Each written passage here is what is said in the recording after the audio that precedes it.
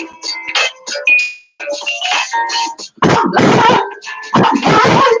the Kingdom Day Reveal Show. And I'm on tune like a mother. Oh, but who cares? It's Kingdom in the house. What's up, y'all? What's up, y'all? You know how we do it. It's Thursday. It's Thursday, and we live, y'all. We are live. Let me turn this music down because y'all know I'm running everything over here. I'm the producer, the music, what they call them. I forgot what they call them.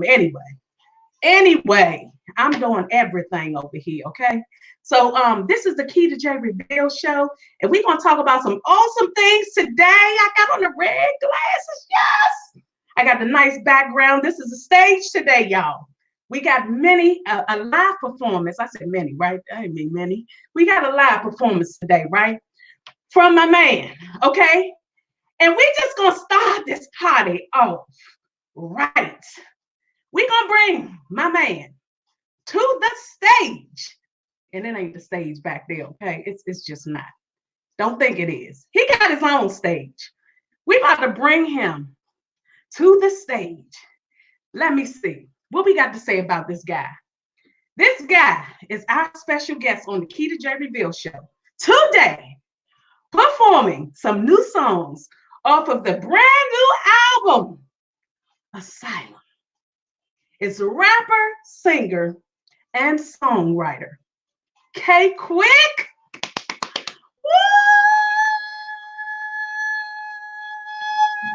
Woo! Shout out to that Key to J Reveal show. It's your boy K-Quick, representing DDF. Let's get this started. And I welcome everybody to my Asylum.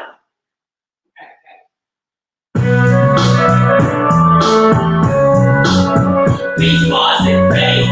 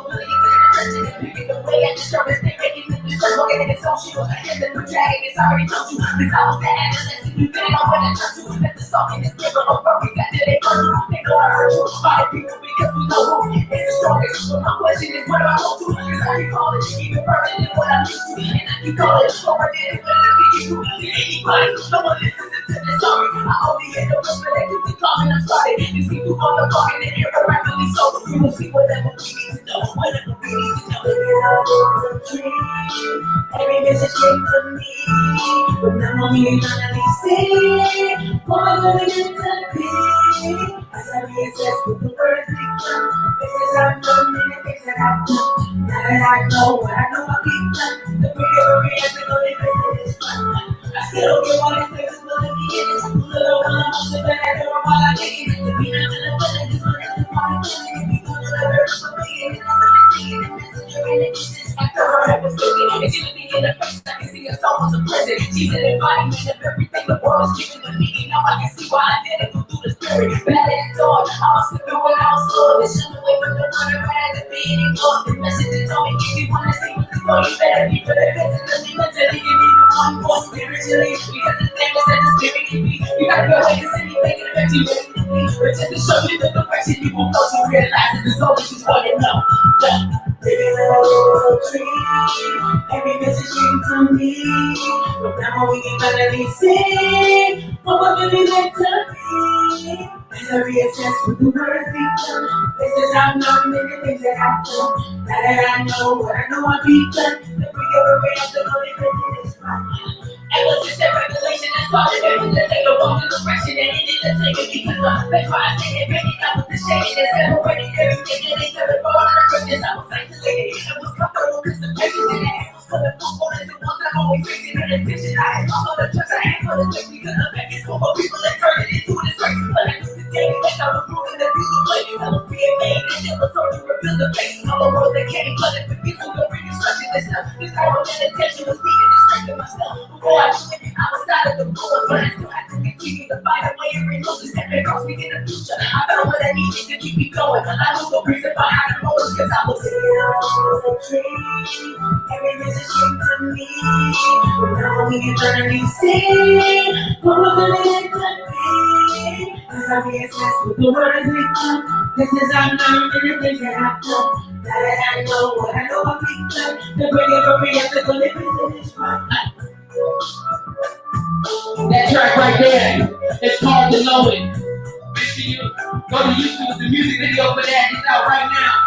The remix featuring shit is all the way for French. Make sure you check it out. Asylum on all music platforms as we speak. It's the beats, bars, and things. I am K Quick. Now let's party. Let's turn this up some.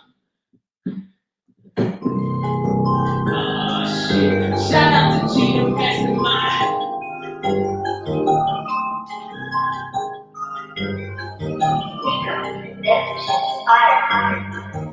You know we hold it down. Up on the track and we follow the sound. If you did what you know it now. All the something taking, we are taking out. All of the ones who always heard of a burn. So we need more better drugs. Why the fuck? You ain't keep up with us. Every time we're ready to turn it up, burn it up. They ain't coming to the bottom. Put it up. Hold up, let me get a little bit of this action. I was the drama who's been in the quarter, but in the position of what it does. Take every minute in the second, and then but even for the law, walk running against all the obstacles, turning stomach, but like a flip on the slip, the ball, we take it as we get stronger. Already every moment that is under the charge, I'm gonna do the label. Only just beginning of this, you're not this, and then the middle, they said I'm all come out of the elevate. You're looking into the target, it's all over, we all need you, diligence, that's why we're all here. Made it to the fire, so it's not clear. Because all it takes to get you standing here, nigga, you don't do what the next is right here. Yeah, I'm saying I'm proud of when it all begins. There's some people who get to say you, you're real, I can't let them know. We all just got it now, we know what it is. And we ain't going through the trenches, and we go all over it.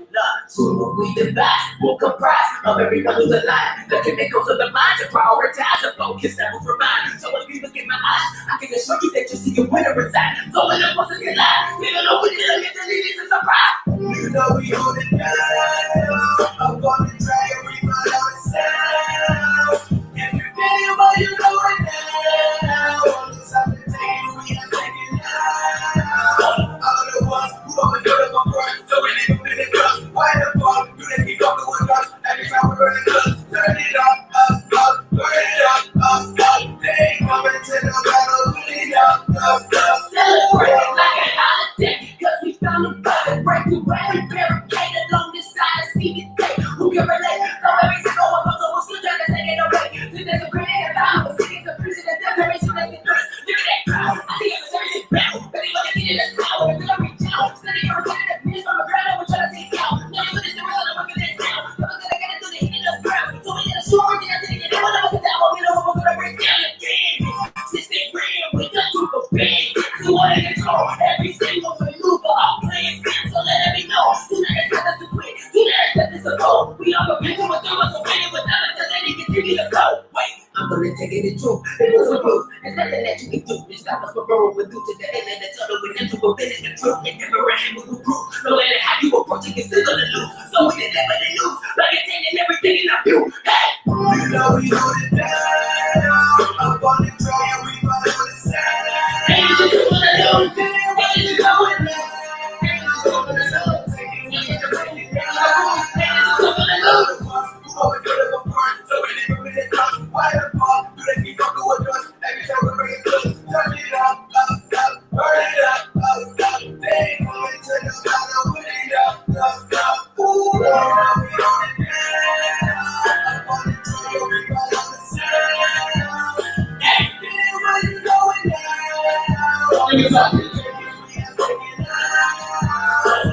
We gon' see you at the finish, cause our assistance is a major percentage of our testament. And see what the blessings by hooping us and every one of our brethren in the section. As we present in the section, every kind of screw on these grounds. Into the fall of the power with the silly hand is falling and then follow the sound. My name is K Quick, Beast Bars and Fave, Asylum, available everywhere. Kid and J Reveal Show, you already know, K Quick. Yeah. All right. Thank you, K Quick. My guy, K Quick. Yes.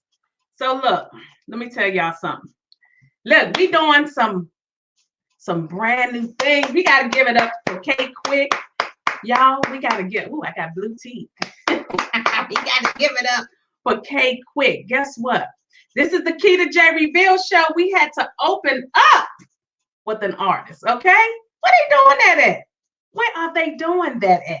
So look, I'm so happy to have this platform, you guys. It's a wonderful thing. We can have anything happen in the digital world, just like we can have happen out in public amongst everyone else. So I'm so excited about that. And I want to say, listen, y'all, listen, we got to talk about this weekend. We done had the performance from K Quick, and we're going to talk about what happened, because it's always Keita J Reveal, right? We always got to be revealing something. It ain't revealing no bad stuff. Sometimes it's just good and healthy, and sometimes it's just what's going on in this area, right? So we're going to talk about my weekend was, first of all, of course, we always garden. We always doing some healthy stuff over here.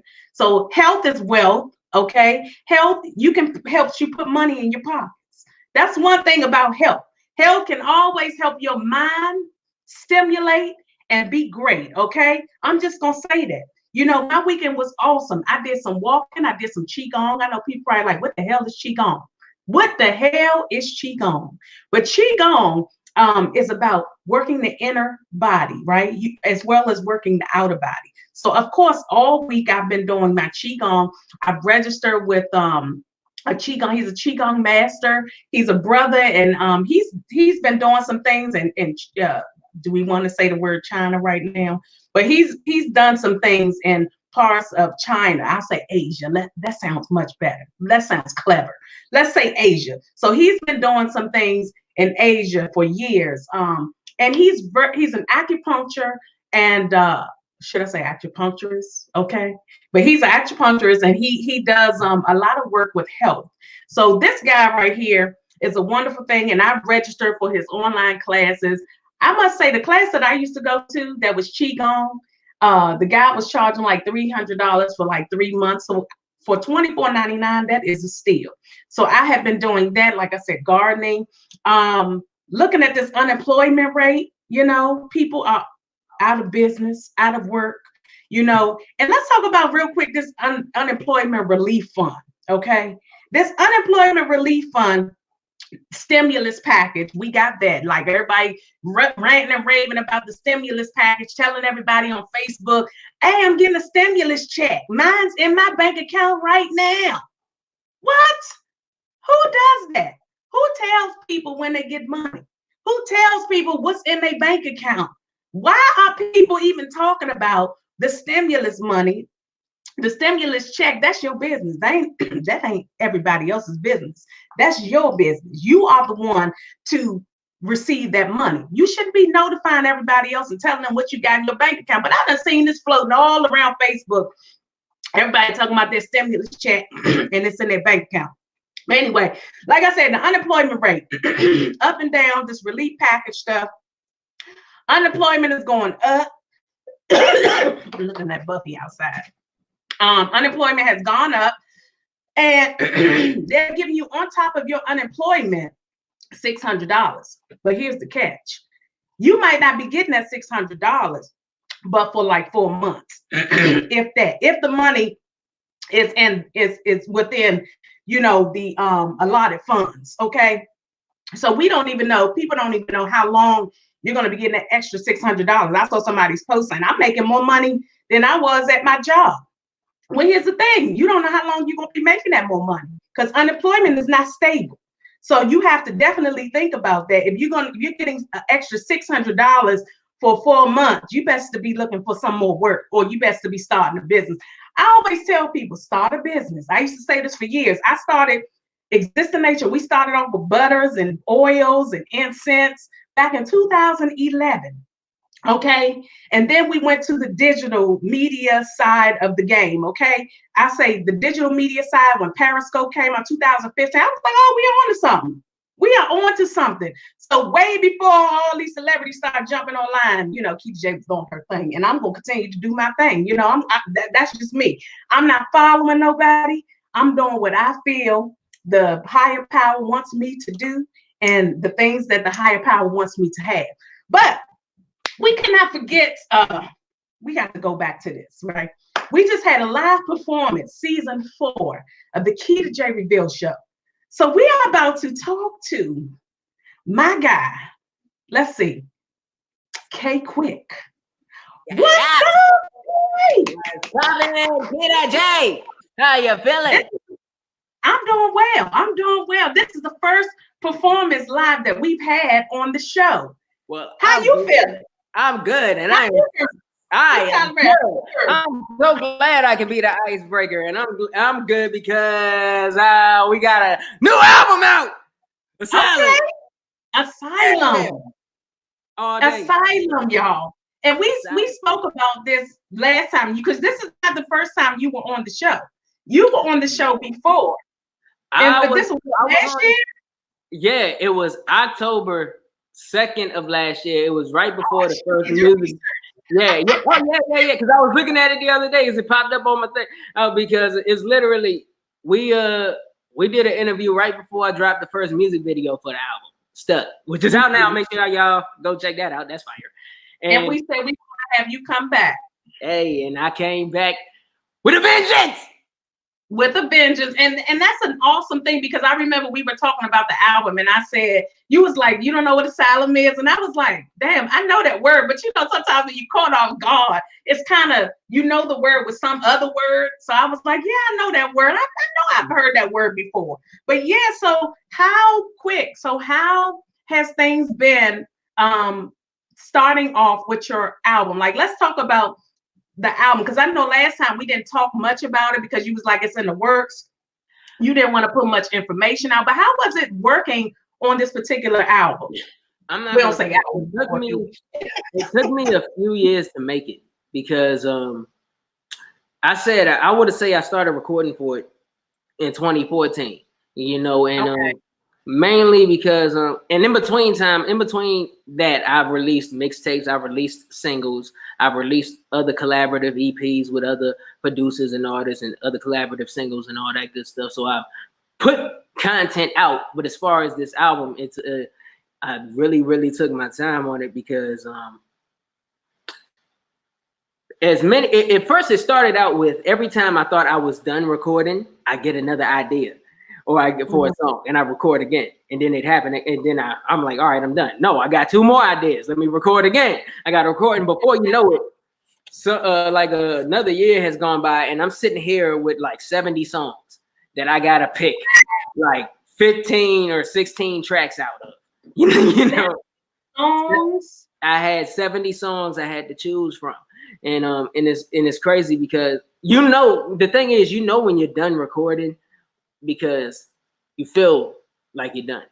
It's like I knew that I wasn't finished working on the project because more stuff started coming to me, and I had to do it, otherwise like it just because it felt like it was an incompleteness if I didn't get these ideas and put them all together and stuff. And there was and literally the hardest part about making the album, because like everything happens for a reason. Because like during that time I've grown. During that time I look back at what I did previously. I went back, changed it up, so on and so forth. Like I just developed and grown as an artist and creator and all that good stuff. And it's just the hardest part of the album was choosing the songs, because every song I did became my favorite song that I did. But at the same time, there were songs that I knew automatically were going to make the cut and that automatically weren't going to make the cut because there was a certain message and a certain basically there's because all my projects tell a story. You get what I mean? And and they all have a message, because I do everything I do is for a reason. There's a reason behind everything I create. My dark content, my more motivational or spiritual content, there's a reason for it all. And it's basically the message I wanted to convey in the album. There were some songs that didn't fit that message, therefore I knew weren't going to make the cut, and there were some songs that I knew for sure were going to make the cut. And like matter of fact, there's one song that that's on the album called Whisper in the Wind that I wrote when I was 19. Oh wow. I wrote it when I was older songs. Yeah, I wrote it when I was 19, but I never recorded it because it's a very personal song. I can get into what it's about later, but yeah, I can get into what it's about a little later. But the thing is, the reason I didn't waited so long to record it is because it's if you listen to the song, it's basically a rock song, and I knew I wanted actual instrumentation. I wanted an actual band to create the instrumental with me. I already knew if I knew how to play the guitar, I'd have made it myself. But I knew I had to. You're working on that, though. No, I'm working on it. I'm working on it. That's one instrument I want to learn how to play. But I already knew the melody. I knew exactly what chords needed to be where. I knew exactly what drum pattern I wanted. I just needed help to create it. But luckily, I'm fortunate enough to have a team. Like Beast Bars of Faith, shout out to my team, Beast Bars of Faith. One of the members, Sean Marshall, who is a very talented instrumentalist, fire guitar player and vocalist. She's on the album. She subscribed to my channel the other day. Okay. Yeah. I know that name, but okay. And guess where I met her? Guess where I met her? Periscope. I remember I remember back when, what was it, 2015, 16, when we used to all be on Periscope. Yeah, I was actually on it. Yeah, I was actually on it. I was on Periscope when it first broke out, mid 2014. That's when. Okay. Yeah, I was with it in its infant years. In its infant time. But yeah, it's just. That's when Periscope was kind of rocking, but they had a bunch of craziness going on. Periscope. Yo, it's when people was on at first, it was cool. Then everything naked and all that stuff. I was like, what is going on? I'm gonna tell you this. As soon as literally, that's why I said 2014, when people was just experimenting, trying to figure out how to work. Soon as they figured it out, I promise you, late September 2014, I remember every time. After 10 p.m., that's when the crazy stuff happens. That's all I'm saying. And there was a bunch of teenagers, though. Some weren't teenagers. Some were adults. But some were in their 40s, 40 years old, and they were on here doing crazy. It was some crazy-ish. It was very crazy. I would say Periscope paved the way for a whole lot of things, because people were doing crazy stuff. They were charging people to get into the private broadcast and stuff. Yeah, it was wild. But I met a lot of. One thing I loved about Periscope, it allowed me to broaden my. I met a lot of people all over the world because they allow people all over the world just to jump into you, and I grew. And literally, that's another platform I use to help expand and grow my fan base. And there are people, or a lot of people from Periscope who are still from all over the world who are still dedicated, diehard supporters of mine till this day. That's awesome. And it's 5 years and running, and it's grown since then. So when you're an underdog, those are hard to find. Yeah, and I say as many times. And I say, yeah, that's right. And I say as many times as I possibly can. I go online, I make a video, I make a post saying how much I appreciate and love my supporters because I wouldn't trade them for the world. No, right. I wouldn't, So, but yeah, back to what we were saying, and we almost teared off. But yeah, for Whisper in the Wind, shout out to my boy Boomstick. He actually helped me make the demo of it, because he's a fire guitarist too. He came to my studio and played the chords. And a rough sketch of the chords. I recorded it. I sent it to Sean, and Sean did the actual guitar riffs and all that we used in the actual song. And she just basically mimicked it because I told Boomstick what to play. And then when we did that demo, I sent it to Sean. I'm like, Sean, do your thing. And she did that thing. And then me and my cousin TMG put the percussion on there, and boom. I'm like, all right, I can finally tell this story. Let's do it. So, and it's on the album, Yeah, and you making a way for yourself. I mean, slowly though. You're still working a job, and you're doing your art. You're doing what you love, which is a wonderful thing. And regardless if people support it or not, you're still putting something out, which you can say is independent. You know, you're doing your own stuff. And I think as people, I'm gonna say people because I say everybody, you know, we have to not look at who's looking at us and who is going to support us. I had to pull myself away from that. Because I mean, when I first started my business, I was like, people not supporting here and there, they do, and it's not enough, you know, but I had to realize as a new business owner, you have to do what you love. People will come. I'm not going to say the money will come. I'm going to say I always will want the money up front. You know, if somebody's looking at me for talent, we should be able to do what we feel. We want to do it for free, then we do it for free. But if we want something for it, we need to ask. And we can't always say the money will come.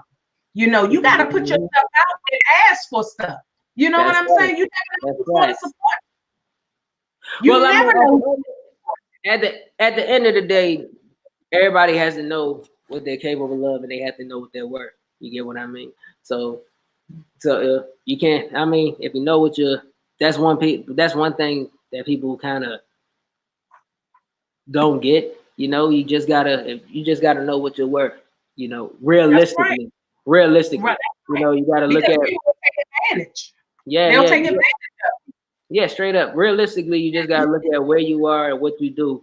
Literally, and especially where you are, that's important. And you just gotta just recognize your worth. If you know if you're worth that, then hey, go for that. You know, you can't tell another person what they're worth. You can't fault them for that. It's whether you know that's where the business side comes in. But yeah, exactly. But I commend you for putting out at least your album because you said, you know, and I don't know who all is supporting you, but I'm just saying, because you're an independent artist, correct? You're not with a label or anything. You have your own label. Yeah, Beats, Bars, and Faith. ENT. Shout out to matter of fact, shout out to my Beats, Bars, and Faith. Shout out to MC Rest, TMG, Sean Marshall, Lord Lou. You know, shout out to Baby Girl B. Shout out to HBM, Rhyme Wizard. You know, we out here, BBF. You know what I mean?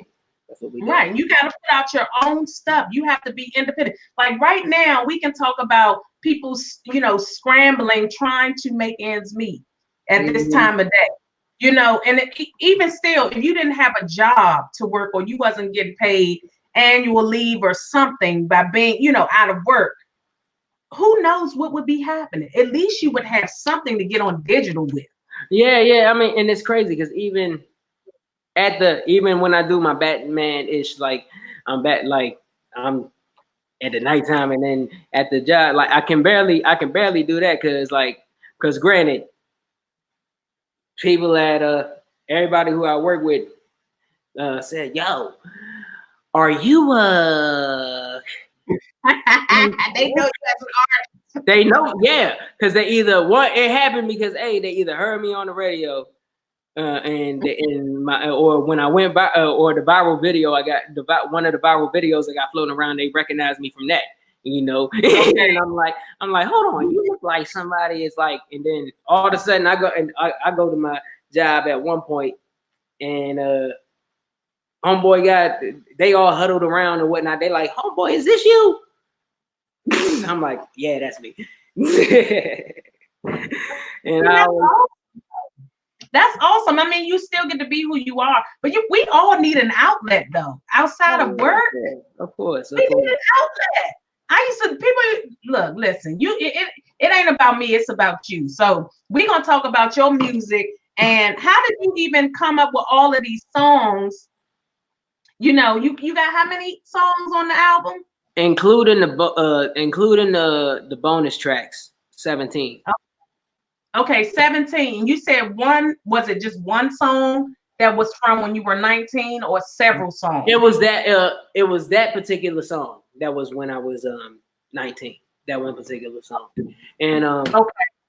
Yeah, it was that one song. Okay. And one song that's on this project. It was when I was 19. Okay, so do you normally write all of your songs, or yes, do everything, you like improv some of it?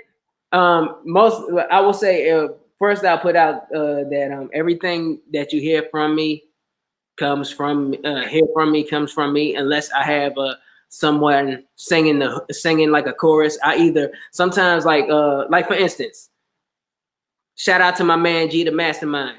I need to he's on a song that I just performed called Hold It Down. The last song I performed called Hold It Down. He killed that hook. I had that hook already written, but I wanted somebody else to sing it. It sounded dope when I did it, but I just wanted somebody else to bring like a different type of flavor to it. And I hit up G the Mastermind. I'm like, bro, kill this hook. And he's a fire hook writer himself. But he asked me, but when you do a hook, it's different because all it is a hook. Because I can sing. Some people already have hooks written, but they just want somebody to sing it and vice versa. But I wrote the hook and he came through, killed it. And then there's another song that I have with my fellow BBF fan, my sister Sean Marshall, called Feel My Pain.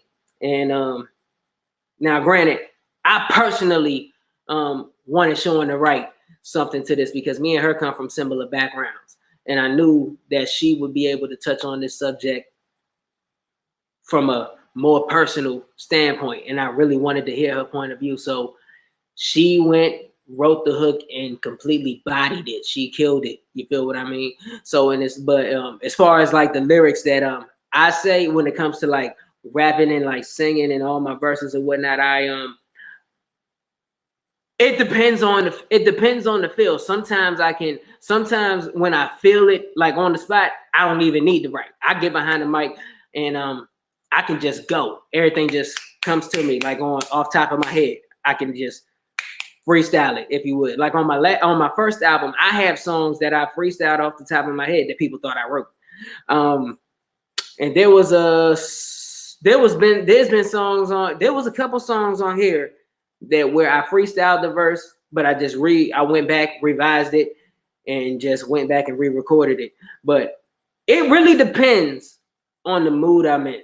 Sometimes I want to just sit down and meditate with the beat and just slowly construct it. And sometimes the beat hits me like directly, and it's like I'm charged up. It's like a burst of adrenaline, and I just like, yo, I got to get behind the mic right now. I got it, boom, and I just get out and I just unload. It just starts coming to me out of nowhere. So as far as like whether I write or whether it comes off the top of my head, it literally depends on that moment. It depends on that total moment it's basically that conversation that I have with that instrumental. Sometimes I feel it. The instrumental tells me what I need to do. It feels like, all right, me and you need to sit down. We have to have a very, very in-depth conversation, and we sit down and I gotta slowly construct. And then sometimes we already there. It's like telepathic. Time to get in the booth. Let's go.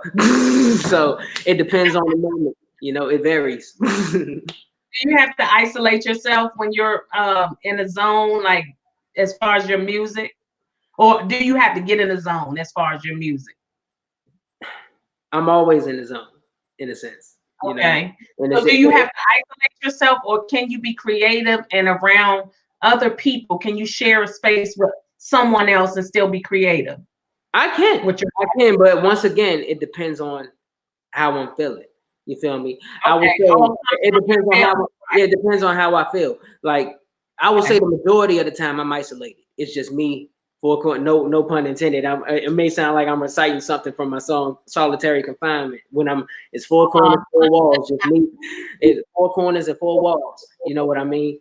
So and I'm introverted anyway. So when it's just me by myself and I'm just alone with my thoughts, and there's a lot of thoughts in there, and because my mind goes a million miles a second as it is. When I'm alone with my thoughts, I can pull something out. That's where I can really be vulnerable. That's where you get my vulnerability in my music. Like when you're by yourself and you can just let the floodgates open. That's something you can do when other people are around. You can do that. Like I said, it depends on the moment and it depends on the situation. It depends on the vibe in the room too. Because I'm conscious of who I do that with and who I'm around when I do that. You know, I'm conscious who I do that around. But it's different when you by yourself creating, and there's no host barred, and there's like it's just you and that microphone. It's just you and that microphone, and behind that microphone, that's where you get no judgment. That's where you get none of that. You feel me? It's different. And me, I'm an introvert, so I need that alone time anyway. You feel me? So it really depends. But I would say for the majority, yeah, for the majority of the recording of this album, I was isolated. You know, I was definitely isolated, with the exception of like out of 70, probably like 5 tracks. I was like isolated the entire time. It was just me, and that's why. Go ahead. I'm sorry. Oh no, you good. I mean, that's why the project is so personal. Like I had to listen back to it myself, and I was like, damn, I didn't realize I was this emotional. Like, I let that much. I know I am, but I didn't realize how. I realized it because that's why I picked the songs, because it conveyed the story. But it was listening to the final product from start to end. It hit different, you know, when I So how many albums independent out? Because was all of your music independent? It was. Ever was under a label? No, all my music was done was independent, done under my label, my Beats, Bars, and Faith, the label that which is a label that's ran by myself, MC Rest, and Mr. TMG. You know, so okay. So how many albums? Oh, I keep saying albums. I know they don't say albums. I'm telling my age. I don't care. 45. No, but how many? It is what it is. It's an album. How many? Look, I don't care. I'm all good. I look good. People can't tell my age, but anyway. I didn't know yet. I didn't know you were your age. I know you did. Nobody knows. Last time I was on here, I wanted to see some ID. So I still do. Nobody can tell my age. When I tell people my age, I almost feel intimidated telling them, because I'm like, damn, they be acting. You what? You no, what? I was like, no, literally. Last time I was like, Keita, stop lying. You know, dang well you graduated with me. Stop. But you know, that's just being youthful. I'm just a very youthful person, and I love it. I love that. But again, how many albums have you put out? This is my sophomore album, my second album. Okay. So do you plan on putting, like, what would you think, just off the dome, what do you think your next one would be about? Once again, it kind of stems off of my current emotion. I will say I actually have my next few projects lined up, because like I said, I got 70 songs. Like out of these ones, I probably got like 50 something, maybe 60, maybe I got like 50 something songs left, maybe. And I'm still recording more. So it's probably gonna be more than 70 for all I know. So it's right. Like I already got titles. I have titles in my head. But it's just I'm so proud of it. I love to see people going for what they love, and you know, just doing something, like something productive. I always tell my kids, right? Because my son is 22.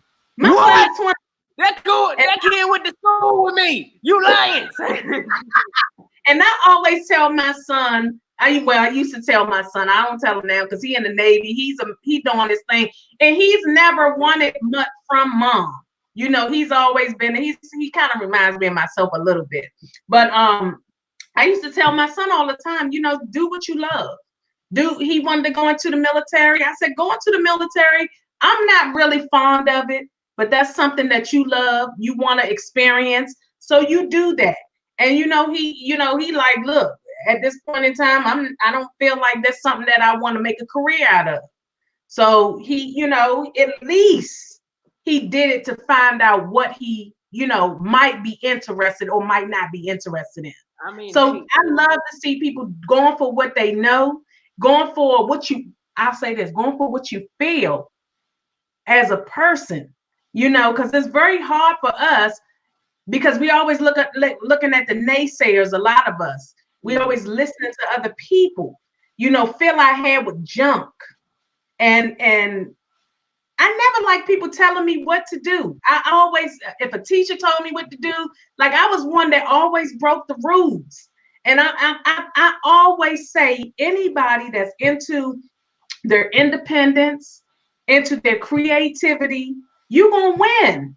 Indeed. And you're not listening to everybody and what they have to say about you. Even you gotta have tunnel vision in this life.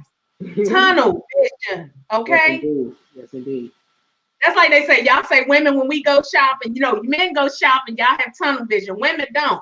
Some women do, but some women don't. When they really know they want something, now you can order it online. You can, you know, compare and order. You don't have to go to a mall all the time, you know. Yeah, because every store I get dragged in, there's that one chair in the corner that all men sit in. That's the man section, that one little section, Yes. right over there. Yes. But I'm so happy that you are doing what you love and you're keeping at it, especially you're millennial. At such a young age, you know, just doing what you love, what you see fit, and not allowing. And that's one thing I can say about millennials. Millennials are like, forget that. We got digital. You know, we didn't have that when I was coming up. So we had to figure things out. And the one thing that's important is all about adapting, you know, to the times. You know, you got when something new is out or something develops and it's said to be beneficial, you got to take advantage. You get what I mean? Exactly. You got to take advantage. So it's like, because like as soon as I saw Periscope, I was on there all day long. And this is before, and granted, for those who missed that train, Periscope was the one who started this whole live feed broadcasting stuff. This was before Instagram and Facebook Live. It was the first one. Okay. So as soon as that started, I was on it all the time. You know? And I remember some people from Cali told us, you know, that me and the guy I was with, I remember one of the guys was in Cali. He was like, man, y'all got to get on this app. Y'all got to get on this app. And we was like, what app? And he was like, and at that time, I was kind of sheltered. I wasn't like out like I am now. I mean, I had who I was, you know, the personality, but of course it didn't come out like it is now. And I remember him saying, just get on, you know, this app and, you know, it's cool and it may help you and blah, blah, blah. And then the guy was with, he gets on the app and, you know, and then introduced me because I was already doing like my shirts and stuff and putting out stuff and I had my business running. But you got to do what you love, boo. You got to. I went on there and that's one thing. You go on there and I just did me. I went on there and I rapped. And it was like getting on there and 0 people. You know what I'm saying? Remember when you were first getting on there? When you first started, it was dry in there. I'm like, when is people going? But my broadcast was lit at like when Periscope was like at the peak. It would be lit. I would have like on average like 50 some odd, 60 some odd people in my life. We would be partying. But when you initially started, it's always a new window. When there's a new window, 0 people. I was listening to a comedian, this Asian comedian, he was talking about how his lady, she wasn't even into comedy, none of that stuff, but they got together and she wanted to start a podcast. You know, so she said she eventually got on and she was like, hey, you with me? And he wasn't feeling it at the time. He was a comedian. He wasn't feeling it. She got on there and she started doing it by herself. And then said, I would see her doing what she felt like she wanted to do. And then he joined her. He said, when we first started, we didn't have, he said for like the first year, we didn't have hardly nobody viewing our stuff. He said, next thing you know, they start getting thousands and sponsors and this and that. You never ever know what's going to happen. Yeah, Periscope developed a whole lot of things for people. It made them like, I know I got one homie of mine. Granted, she's very funny. She got her little following up on Periscope. She started doing stand-up comedy. You know, and she's very good at it. She realized, hey, I'm funny. People like me because I'm funny. Let me start doing this on stage. And then people like you start just getting on there having conversations. And you're like, hey, let me do hours. Yeah, and let me tell you this. let me tell you this. I would burn my phone battery down so much just a day on Periscope. Cause like I would be, cause I went to Bowie State alumnus here. I would be driving to school, and my drive to school is an hour straight, and I'd be on Periscope the whole time. I have my phone in my car mount, and I'm broadcasting and talking shit with people on the way to school, you know, and on the way back, and while I was at school, and then when I got home, I'm back on there again. The whole day was filled. I swear, because it was the number one. That was like the go-to for promo at one point, and for interaction and meeting people. Them Periscope days was unmatched. And then you started thinking like, God damn, I can do my music on here. Because I remember at first, you wasn't doing music on there at first, right? I was. I came on there because as soon as matter of fact, this is how I found out about Periscope. A friend of mine, like film producer named Leanne Moonraven. Shout out to Leanne Moonraven. When we were doing a film project, we were in Delaware. She told me about Periscope, and she did it when we were doing the table read and all that stuff. And I was like, "What's Periscope?" And she told me all about it. And I'm like, So it's like having she described it as like it's like having your own personal TV show. I'm like, don't say. Let me check it out. So I downloaded it right there. And when I first tried it, it kind of just took off from there. I'm like, all right, this stuff is brand new, I could tell. So yeah, it just took off from there. And any type of social media I promote on, like that's what I mean. Cause like I took advantage. I used this. Soon as I found out the ins and outs, saying that anybody in the world can jump into your live, anybody from anywhere can just so happen to stumble upon you and click. I'm like, well, I know what I'm gonna use this for. Hello, let's promote. Let me get on here and talk my ears. Let's meet people and go places and all this type of stuff. That's how I found Sean. Funny story. I met my friend Sean because Periscope. Because at some point in time, Periscope would just randomly notify you when somebody goes live for the first time. When Sean Marshall did her very, very, very first Periscope broadcast, I got notified. I was the very first person to ever jump in her broadcast. On her first live, I jumped in there. And we started talking. I'm like, hello, hey, how you doing? I'm from here. Where are you from? I'm from here. And then she said she was I told her I was we were just talking, and in the conversation, I told her I was an artist. She said she was an artist. She was a guitarist and a singer and so on and so forth. She said, where can I find your music? I sent her, I told her where to go. I sent her my YouTube page. She, right then and there, she started listening to me. She thought I was fire. Or she said, I forgot the exact words she said, but it was like, it was along those lines. And the rest is kind of just history. We've been friends now, like brother and sister, for like 5 years. We met each other in 2015, so, and I swear, like I said, Periscope was a blessing. Periscope is a blessing because, like I said, for me personally, it helped me broaden my fan base. Met a bunch of wonderful people, developed bonds and friendships, developed business connects, all that kind of stuff. I swear, the period of Periscope was lit when it was out. I swear. It opened up to digital form, yes. Straight up. And like I said, getting open to digital was so new for us. Like we didn't know digital. We just knew taking a picture, maybe a selfie or here, there.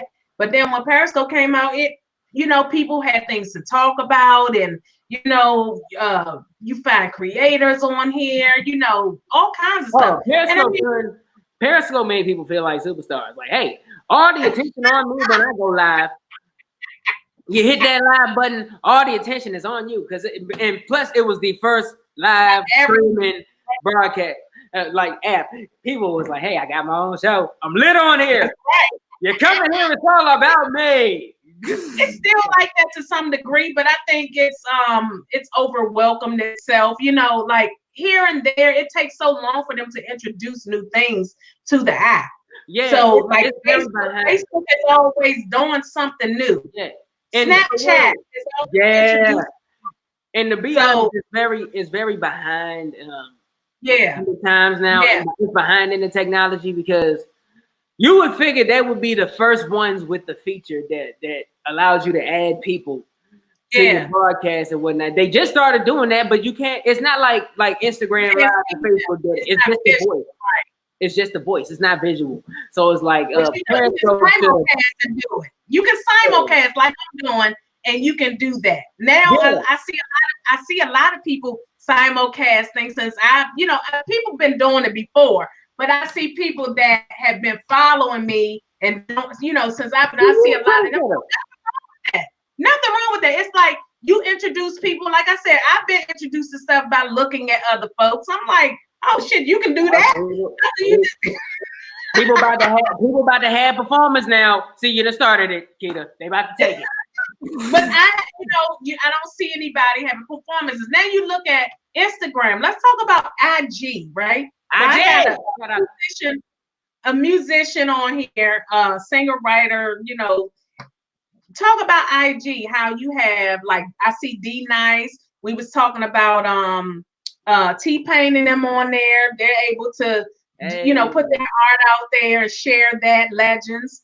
But I found that a lot of people have been DJing online way before this. But of course, they're known, they're legends. So people are gonna follow the legends, the hits, and everything. You said you just did your live not too long ago. You did some songs live or something like that. Yeah, it's like because this is the thing when the album dropped April 4th, and also on April 4th was supposed to be was supposed to be a very, very huge album release party. I had very, very notable people coming through. It was going to be big, and it's still going to be big because I'm still going to hold the event. I'm going to repackage it, promote it, create a whole new campaign behind it. But what had happened is because of the current state of the world, of course, we had to postpone it because at the end of the day, I care about everybody's safety. I care about the safety of my supporters, fans, friends, family, and all that stuff. And I don't want anybody to be in any danger on my accord. You get what I mean? So I thought it was so me, the team, staff at Lounge, shout out to Lounge 66. We all were on the same page, and we thought it would be a smart and safe decision to postpone the show until all of this calms down. And once they let us back outside again, it is back on and popping. I'm back on the campaign. We are still going to have a huge event to celebrate. It's just going to be repackaged and, it's going to be a lot bigger. Same location. Shout out to Miss Olivia Fox. She's still down to be a part of, it's going to be a lot bigger. It's going to be even more. We're going to party, because it's going to be we're finally back outside party. So it's gonna be lit. We getting back out. Yeah. That's how people feel now. They're like, shit, people gonna be getting out there doing whatever. They probably be twerking, all kinds of stuff. They say P. Diddy's son, he doing his stripper show on IG. Well, you got Yeah, and by the way, and I forgot to answer you. Tory Lanez is on his IG quarantine radio. I'm like, I went over there just to look because I heard somebody talking about it, and I went just to look. I said, oh no, I can't follow this garbage. It's garbage. It's Brandon, garbage. I wouldn't know because I haven't been in there, so I wouldn't know. I didn't know. Garbage. I didn't follow P. Diddy's son, but they say he's been helping strippers get some shine or whatever, and I guess they get. This is what happens when people don't got nothing to do. But all in all, shout outs out to them. Be productive, I guess. Yeah, I mean, But I will say, and I said all that. I forgot to answer you. But so yes, I did do a live virtual concert. Right when the virtual concerts began to be a thing, but being that my I had basically I had just announced, I put out the video explaining that the event was postponed.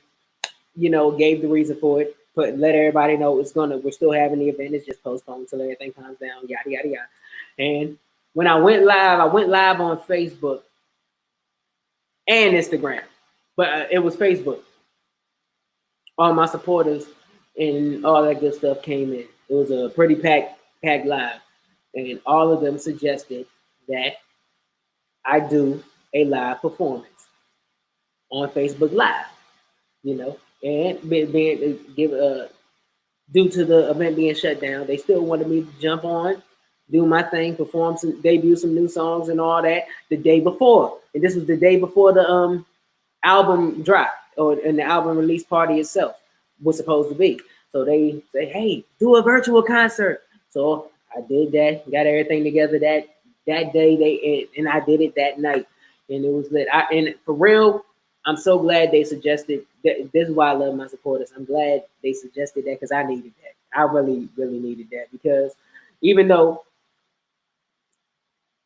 granted, we all did the right thing with postponing the event, I still kind of felt some kind of way with performing those songs and doing that performance for them because I really wanted to put on a great show for everybody who came out. Everybody who purchased their tickets in advance were able to get their refunds. And it was an easy, you know, situation for them to do all that and all that good stuff. But I really wanted to perform for them and give them something for that day, just to. But I still was able to do it. I still was able to do it, you know. And I'm glad, you know. I'm glad, and they still wanted to see it, so I gave it to them. So I do anything for my supporters. Remember that. That's what's up. They tell you what they want, and it's up to you. You know, to follow through with it. That's an awesome thing. Hope they gave you some tips. Look, like everybody else putting up their tip, you know, Cash App, you know. It was the reward for me personally, and I don't really ask for that kind of stuff. The reward for me personally was the fact that everybody in the live wanted to see me do it. Yeah. You know, like the fact to see how many people. Yeah, how many people the demand, we still want to see you perform. We want a cake performance. You gotta do it live on Facebook. I'm like, hey, all right, cool, right? Let's do it. That was rewarding for me. And when the album finally dropped, the feedback from everyone was overwhelming. It was unexplainable. Feeling. I can't really form the words for it, but the love that the project is doing very, very well. I'll say this because I still get inboxes, I still get the tags in different posts and Instagrams and Facebook saying that how much people appreciate, people telling me their favorite songs and how much they appreciate the project. And every song, and every time somebody tells me their favorite song, it's a different song. Oh, because I have a song on there literally for everybody. I wanted to make a project where you can play it all the way through, and that's just how I am. I'm such a perfectionist. I want to create a project that I personally can listen to. He's a perfectionist. He's a perfectionist. I'm very much a perfectionist. So, but yeah, it's just all I can say when I look at what the album means to me and how it affects other people. For real. Mm-hmm. Mainly, that's what's rewarding. What people say, yo, this song right here hit home. I'm literally going through that right now. This song. Yeah, I listened to some of them. I was like, oh shit, he got some bangers. Hey. The one I put on the flyer, I was really loving that. That was New Kid. A lot of people New Kid. Yeah. And that's one of my top favorites. That's right one of my favorites. I love that song. And for real, once this calms down, I want to shoot a video for that. If you want to be in it, Kid, you have an open invitation. I'm all for it. You're going to have to pull up, Kid, so you can be in that. So, yeah. I'm open. If you need to play a character or something, let me know. Yeah, we're gonna do it. In you need me to put this lights on? I got work to do. Yeah. Oh, but I gotta put on. Yeah, and also on the album, I also got I got the honor to work with somebody who I look up to in music. Shout out to Do or Die. Shout out to AK from Do or Die. He came through, blessed the album with a verse. We got a track called Flow, you know, and FLOW, which stands for Futuristic Levels of Wisdom. When he came through, I got a hip hop legend in AK to come on and just demolish the track, and we killed that track together, you know, and that was just a very, very, that was personal for me, because that was one of my What's your from the best to the, I'll say okay, so what's your first favorite, I mean, not first, Lord. Man. What's your favorite 3 songs on the album? Bro, I can't.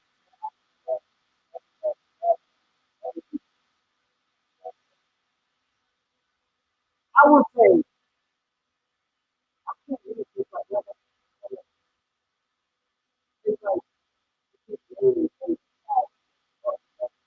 Oh, we can't hear you. hello, can you hear me now? Oh yeah, I got you now. Okay. So it's like it's crazy because it's like you can't name your favorite child because you love them all equally, but you love them all in different ways, or like you love them all equally because they each have something special about them. But I'll say this: some of the sentimental tracks, I would say, in no particular order. Um, as far as ones that are like that touch me differently because of the situation I was in when I wrote them. Was a whisper in the wind. We losing you again. Hmm? I was losing you again. Can you hear me now? Hear me now? I would say my some of the more sentimental tracks, and this is just due to the situation and the mind state I was in when I wrote. Some of the more sentimental tracks I would have to say were "Whisper in the Wind." That touched me in a different way when I wrote it. That's what I was talking. "Whisper in the Wind" was I'll tell you this. I'll break down that song. It's like multi it's a very layered song.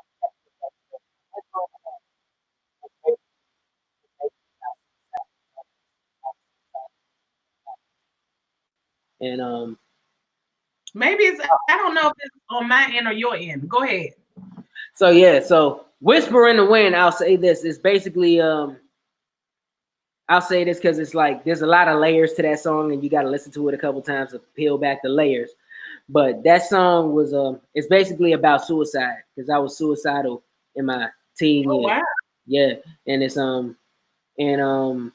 basically it's literally the whisper in the wind are like voices of souls who are kind of just they're not in heaven nor in hell, they just stuck in like purgatory in a sense. And they're just whispering to me, trying to whispering to a person in a suicidal mind state, telling me not to make the same mistakes that they did, because the souls lost their lives because they committed suicide.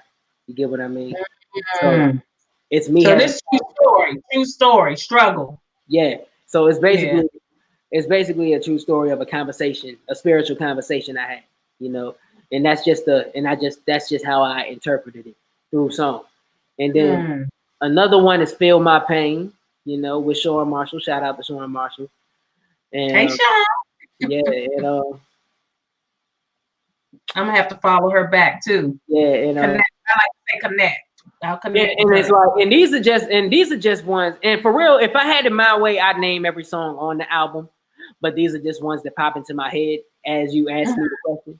And I say Revelations, you know, and Revelations means so much to me because I dedicated to my grandfather who passed.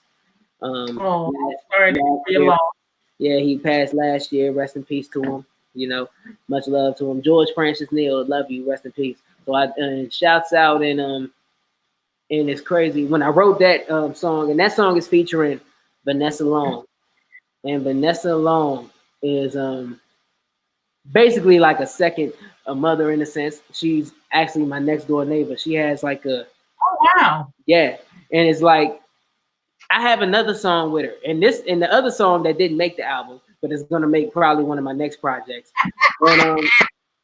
But it was one. I knew one song I had with her. One of those two songs were gonna make the album, it had to be Revelations. But it's funny. I have a funny story about her. This other song that I had her on, which was the first song. I wrote that song way back in like 2014, and that's when I first originally recorded it. No, correct. Yeah, 2014, and I originally recorded it back then. And I sat on it because I didn't finish it or I didn't release it, or because I knew I wanted somebody to sing it, somebody to sing the hook. I needed somebody with a powerful voice, and I knew it needed to be a woman with a powerful voice. So some years went by, and because I couldn't find nobody to sing, and it's like I ran through 3 singers. I had another friend of mine, like 3 friends of mine, and another artist that I knew. And I re-recorded the song once I got my studio up and going. Once I got my studio up and going, like around 2016, a few years after I got my studio up and going, I re-recorded the song completely, all the vocals.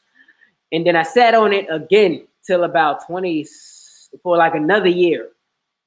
And then it just hit me like a pile of bricks, like the Johnny, like that story about the kid. I think it was Johnny Appleseed. I'm not quite sure. The kid sitting under a tree, and then boom, an apple hits him in the head. Like I got an idea. It just hit me. Like, why didn't I think of this years ago? Like the person who could sing this song lives right next to me. Why didn't I think of this before? She's a singer. She's a performer. Let me tell you this, singer. When we got in there and she sung the chorus that I wrote, I laid back in the chair like this. What made you ask her? I had to fight back tears because her voice is that strong, like that beautiful. You know, okay. She nailed it. And so you've seen her perform before? I heard her sing before. I never heard. It's like she sung. Okay. I've heard her sing several times before. I do not know why it did not click. I don't know why it took that long. But it's like you said, how do I basically asked her, I called her. That's how I asked her. I just called her. I'm like, hello, Miss Vanessa. I got a little something I need your help with. She came over that day and knocked it out. Hey. Blew me away. Like goose. What song is this? Goosebumps. Like straight up. Which one is this? This is a Revelation. And on the song, it's a song, and she did the same thing with Revelations.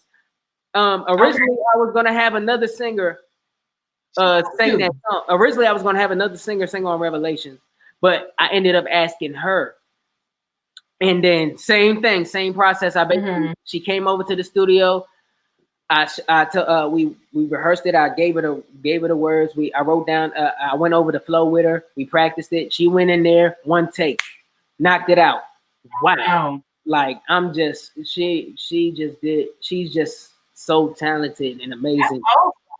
Yeah, and she brought that soul to it. Like, cause like I said, she's a second mother. She watched like me, my brother, and her son grew up together. And it's like she brought so she's probably what, 50s, 60s?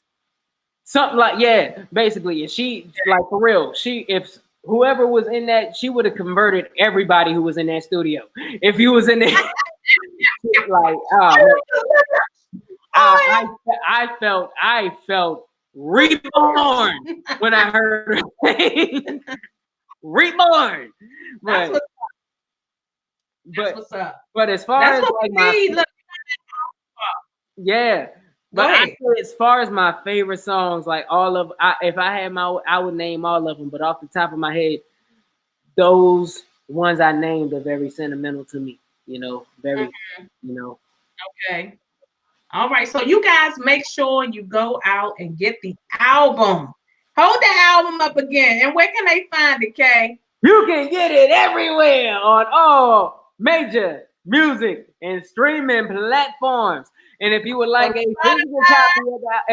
physical copy of the album, all you gotta do is go on my website, iamkquick.com. That's iamk-quick.com. You can also get all my merch, the Asylum hoodies and all that. This will be available. This is a tribal drawing of me, actually. A supporter of mine drew it.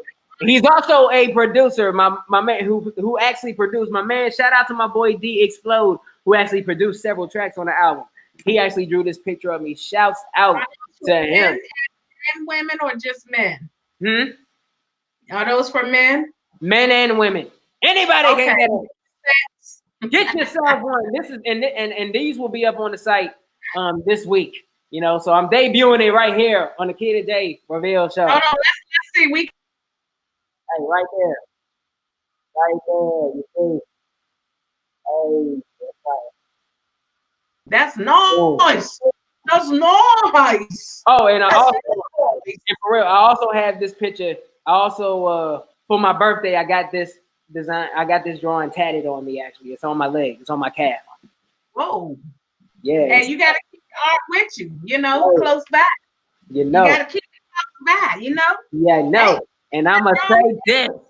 Everybody better rock with the Keita J. Reveal show because it is one of the best podcasts around. Nobody is doing it like her. She is a trendsetter. You better ask somebody if you don't know.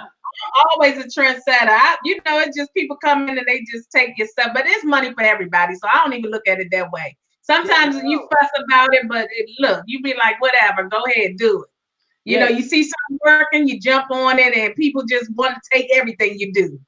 So, but I do what comes to the heart. I do what the souls give me, and they tell me, hey, roll with this. That's how you gotta be. You gotta roll with it. If you ain't hurting nobody, continue to do productive things in your life. You already know. And I say this, and I'm gonna give you the exclusive here too. I alluded to this earlier in a social media post, but you will get the exact details. So I'm turning blue. You're having too much fun over there, Keita.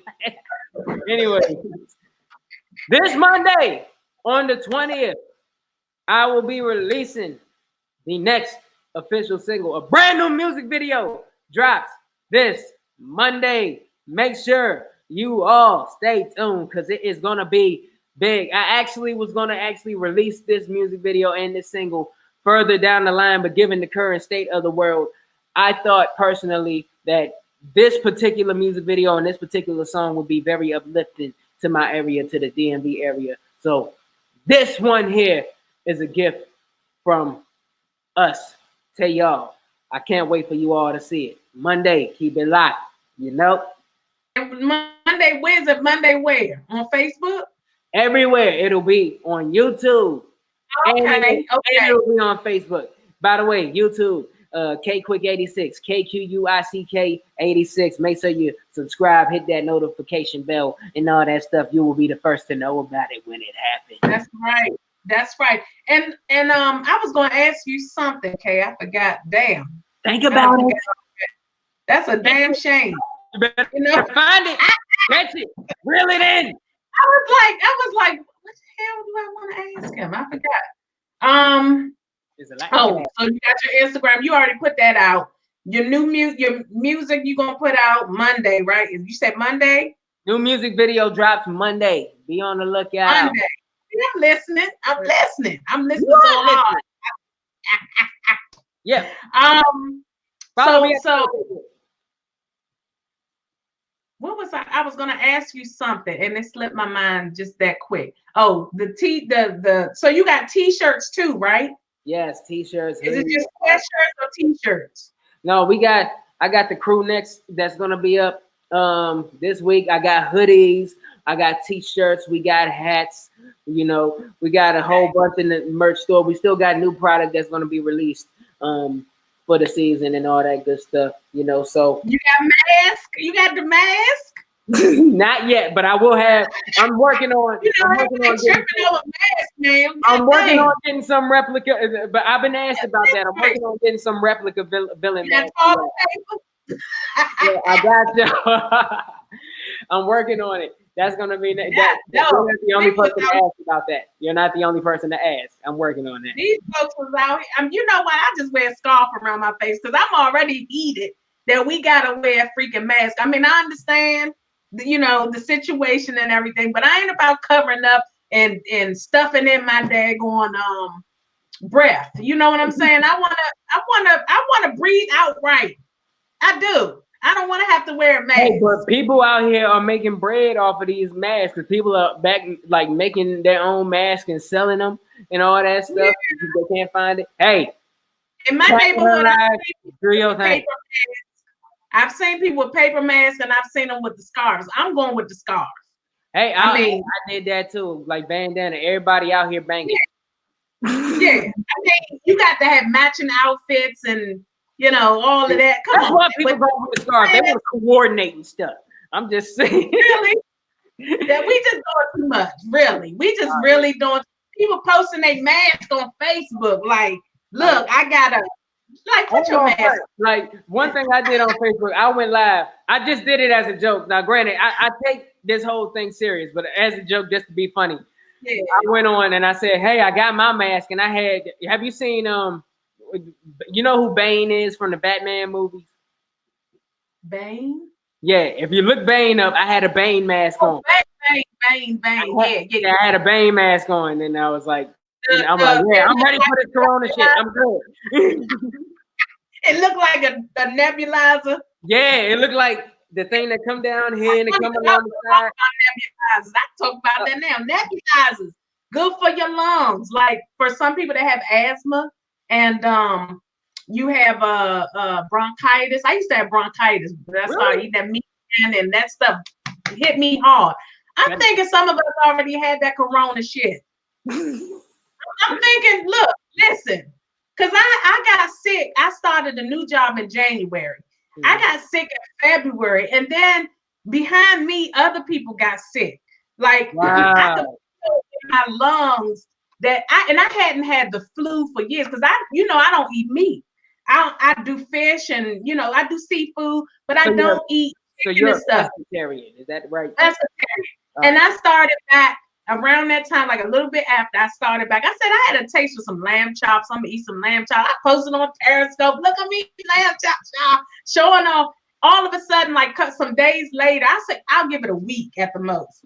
I started feeling drainage in my lung area, and I'm like, because I was walking at work, and I was like, what is going on? Why am I feeling this drainage in my lung area? And then I started feeling cold at work. I was like real cold one day. Like, what the hell? I didn't even know what the flu felt like because I ain't had it in so long. I mean, probably like 7 years. You know what I'm saying? So I'm in there like this with my in the office. I'm like, and then I started feeling like I had, a headache or whatever. Got home, I went to the store, bought me some with Jameson or something, and I said I'm gonna make hot toddy and drank some of that. Man, that stuff took me out. I was gone. I was asleep. I slept since I came home. I think I woke up maybe like almost the next morning. I called them. I told my supervisor, I said, I am not coming in.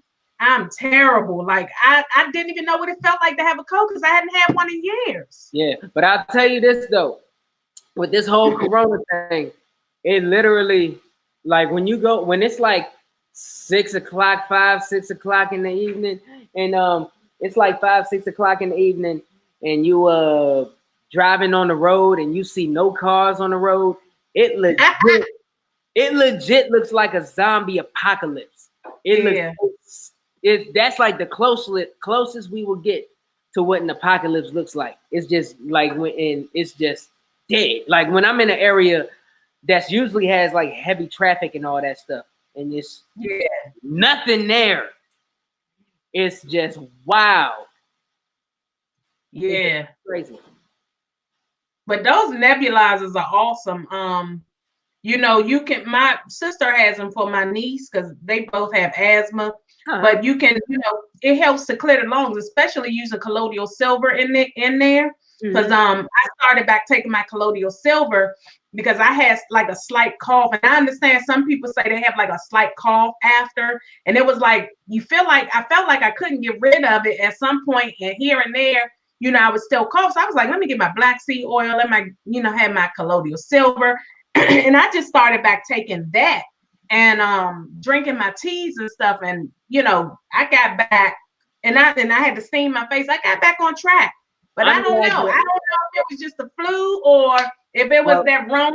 I have no clue. I'm not gonna claim whatever it was. I'm so glad you are in effect. Yeah.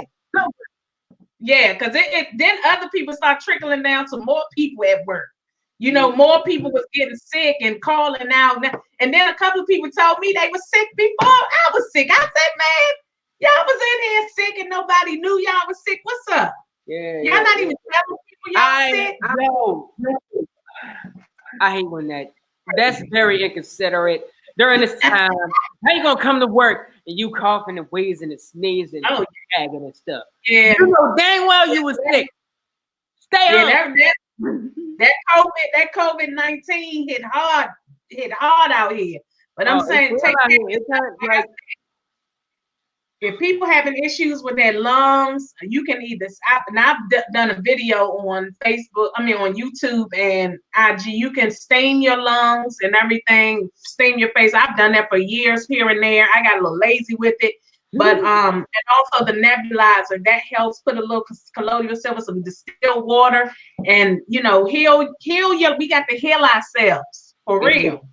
For real, we got to heal ourselves. It's crazy out here. Oh my God! All I know is like this is it's just the panic and all the it's interesting to observe because I'm an observer as well. You know, I just sit back and not take everything in. But when it's just a lot. And the thing is, there's nowhere you can really go to get away from it because it's a worldwide thing. If you look at the map of everything, of everywhere that's affected by this, the only place you could go that's corona free is the North Pole. You got to be with Santa Claus and them. That's the crazy. That's crazy. And I mean, they say heat, you know, if you get in the sauna, I don't know how true that is, but it doesn't survive in like real high temperature heat. So if you get in the sun, that's why I was saying steam your face because that brings out the mucus and stuff. There's too much mucus in your lungs. And it's like you can't breathe, but that nebulizer opens up your lungs if anybody is having issues with that. And I would also encourage people out there, especially the ones who aren't taking this whole pandemic as serious as they should.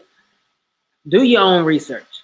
You feel me? Yeah. Actually learn about what's going on because I've done it, and I have You heard of 5G and everything else. Yeah, well, like for real, like that's when you do your own research, you'll be able to see past all the BS because instead of going off of somebody else's opinion or somebody else's word, I just take that as surface to go find what's really happening and being we don't know. Right. Know. So due to my research and what I've personally seen and experienced, because stuff don't hit you until it landed in your backyard, you know. And I know personally going through this, I've seen what it can do. Not because I keep my distance, but I know what it's doing to people. I see the numbers, I see the rate. I know when you go because I'm not trying to influence anybody with what I've done, because I'm trying to encourage people. Go out, do your own research. Yeah. And you'll see. I just don't like that fear mongering, like people just so scared. And I mean, it's something new that we've never experienced before. So I can kind of sense it, but then it's like you gotta cut. You can't keep looking at the news every day, you know, because they filling your head with a bunch of crap. Well, that's the thing, because like once again, because like I said, everybody who followed me on Periscope, like you know, I was mainly in the car a lot when I was broadcasting, because I was driving to school and whatnot. I went to school for public relations, and that deals with marketing, mass media, and all that kind of stuff. That's one area of it. That's part of it, And the way I was trained, psychology. yes, and the way I was trained is you never just like for real. When you look at the news is just the surface. That's what they want you to look at. You feel me? You never look at once. If you look at the news, that's just grounds to go to other valuable sources. And the key word is a source. You look at a messenger. The news is a messenger. They just give the message, or they give the picture of what they want you to see, or what's convenient for you to see. Because there's people out there who will take all that as face value and say, hey, the news said it. That's what it is. Which is not true. The news gives you the news gives you a closed book. It gives you the title. You got to open the book and read it. You got to open it and read it. It may give you the title, and every now and then it may read you some of the synopsis of the book. But you got to actually crack open them pages. Go past the title, go past the opening credits, and you got to read every chapter of the book to find out what everything is about. That's your job, and that's how I was trained. We were trained to go through all these sources to find out the root of everything, So because that's once you know how the media works, you know how to maneuver it to find the truth. Yeah, it's to put fear in you, about everything. That's just like shootings. You wake up in the morning. Like years ago, I had to stop watching the news. I used to get up and watch it, but then I started realizing I don't want to wake up feeling horrible in the morning. Just no, and Facebook gets like that too. It's like every time you look around, bad news everywhere. I'm like, man, sometimes I just gotta close Facebook, get off social media, and chill. Right. Every now and then you do need the break, every now and then. And it's like basically with that in the media, it's basically you just gotta understand, because once you actually know how to meet, because like I said, I kind of have the upper hand on certain things, because like I say, I know how it works. You get what I mean? And like I know how to receive the information that the mainstream media presents. I know how to perceive that, and I know because I know how to dissect it and go about it properly. But anybody can do that.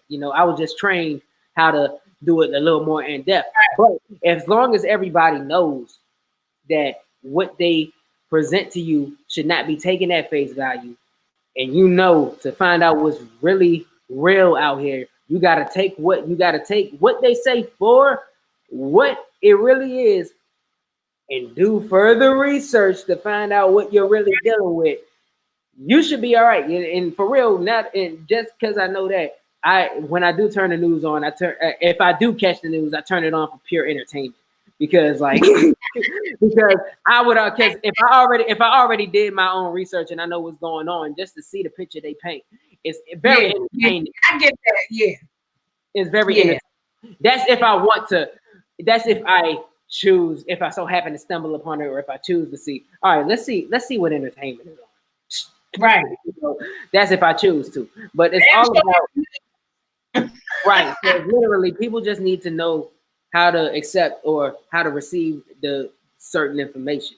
That's literally how to draw your own conclusion of things. I usually look at it that way. It's like people can tell you anything, but you have to, like you said, research and draw your own conclusion of it. Correct. Because it's basically, because at that point, if you just go off of what somebody else says, that's basically you're letting somebody tell you how to think. Yeah. If that's the case, anybody in the world can tell you anything, and you'll run with it. As long as a lot of people do not think for themselves in this day and time. They do not, and I mean not just this day and time. Years, people are indoctrinated. They, propaganda. Everything comes off of what some celebrity did or somebody that makes sense to them, but they don't do their own research. Yeah, and it's wild, and it's just once people actually come to that conclusion, and not all of them will. Not all of them will, because like some people who have been conformed to one way of thinking and one way of perceiving and viewing things for a certain amount of time, that's just how they're gonna think. That's just how they're gonna receive things. But if those and there's a difference between what I'm saying to do and being woke, you know, it's just like for one, I don't either. It's a very, to me, it's a very, there it is. It's awareness. Because like that woke thing, that's very overused and very, it's like a whole, it's to me, that word is pop culture now. It's like it's something else, but it's comical now. But anyway, it's like it's being aware and just literally you thinking for yourself, literally. As long as it's literally you having the right information and like you said, being aware of what's really going on. Because like, for example, it's like, of course, and this is, of course, you know what I'm talking about, but just for those who may not, it's like, long story short, if the sky is blue and somebody in the news and somebody who is notable or who's on a big platform says the sky is actually red and so on and so forth. If you're one of those people who take what that news say at face value, they're going to go around saying the sky is red just because the newscaster said it. Yeah. But I know my colors. That looks like a blue sky to me. I'm just saying. And people be like, no, it's not. Right. The news said it's red. You be like, right. You know what? Have a seat. Pretty much. It's like you can't have your own thoughts. You can't, you know, people try to program you, but then they look at what they consider Bill Gates trying to vaccinate people and harm people. It's like you listening to everybody else and their foolishness too. So you don't know, none of us really know what's happening. I mean, we don't see the actual picture. We just know that people are passing away like flies. That's it. Yeah. And we know most of it is being attacked by people that's not taking care of themselves. Health matters. And there's a lot of things when you do your research, you'll notice there's a lot of things that isn't going to be broadcasted in mainstream media. But exactly, you'll have to do your own research to find that. Because those of you who just who just take the food they give you and eat that as your breakfast, lunch, and dinner, you'll never know that. Right. So that's just like I was looking at You watch Black Lightning? I just started watching that. Okay, so we can't have that discussion. No, yeah. But don't ruin it. I can say this to you because I was going to talk about that on the show. I was going to talk about Black Lightning and how the episode right now.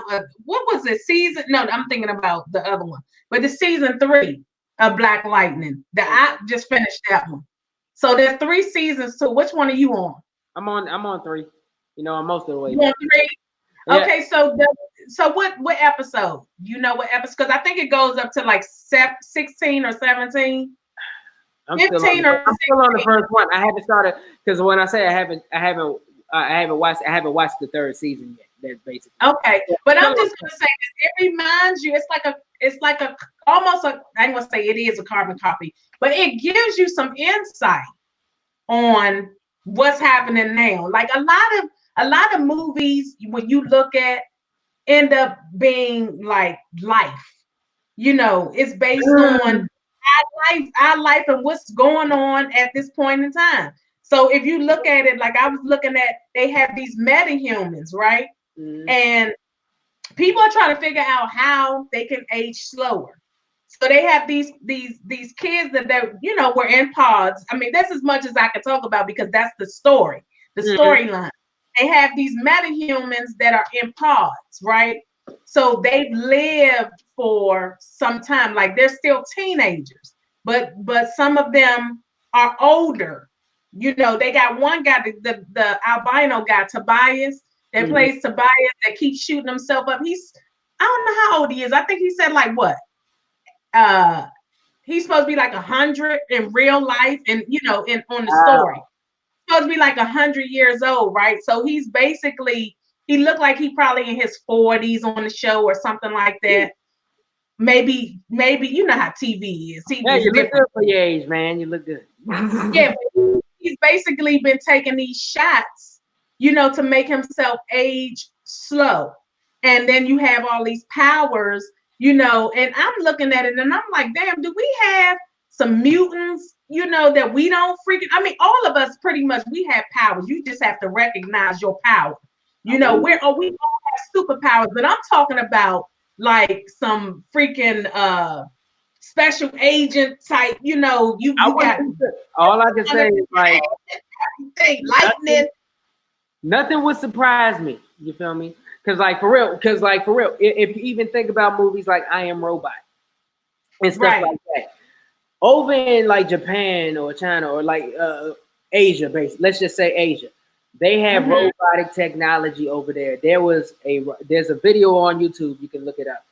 They made a robot based off of this woman.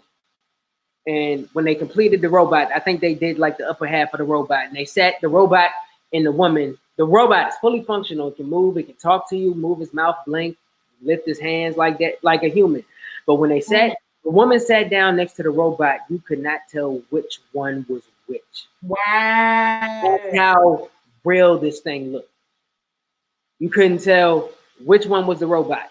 Because like they showed the woman in the robot before they revealed which one was the robot. Because like they had like they said one of these is a robot and one of these is a real person. And lo and behold, the one that I thought was the robot was the real person when it was, over with. Like it's crazy. So it's like I have a feeling something like that because it's like humans are too smart for their own good sometimes.